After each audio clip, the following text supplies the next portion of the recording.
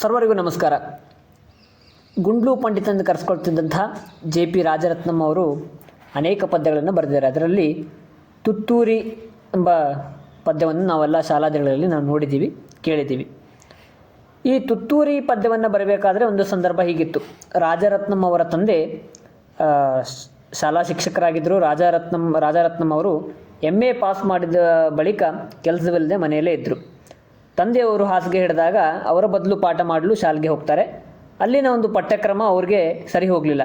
ಹಾಗಾಗಿ ಅವರು ಆಕರ್ಷಕವಾಗಿ ಮಕ್ಕಳಿಗೆ ಹೇಳಬೇಕು ಅಂತ ಯೋಚನೆ ಮಾಡಿ ಅಂದಿನ ದಿನವೇ ರಾತ್ರಿಯೇ ಪದ್ಯವನ್ನು ಕೂತ್ಕೊಂಡು ಬರೀತಾರೆ. ಮಾರನೇ ದಿನ ಶಾಲೆಯಲ್ಲಿ ಆ ಪದ್ಯವನ್ನು ಓದ್ತಾರೆ. ಮಕ್ಕಳಿಗೂ ಖುಷಿಯಾಗುತ್ತೆ, ಅವ್ರಿಗೂ ಒಂದು ಆನಂದವಾಗುತ್ತೆ.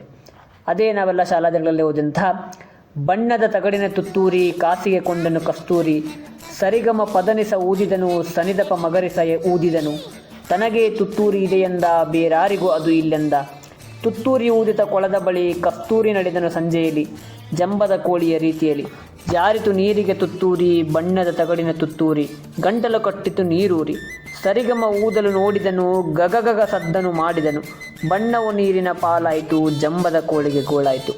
ನೋಡಿ, ಆ 2 ಅಥವಾ 3 ಸಾಲುಗಳ ಕೊನೆಯ ಒಂದೇ ಅಕ್ಷರ ಬರುವಂತೆ ಅವರು ಪ್ರಾಸವನ್ನು ಮಾಡಿದ್ದಾರೆ. ನೀವು ನಿಮ್ಮ ಮಕ್ಕಳಿಗೆ ಪ್ರಾಸಬದ್ಧವಾಗಿ ರಾಗಬದ್ಧವಾಗಿ ಈ ಪದ್ಯವನ್ನು ಹಾಡಿಸಿ ಖುಷಿಪಡಿ ಅಂತ ಹೇಳ್ತಾ ನಮಸ್ಕಾರ.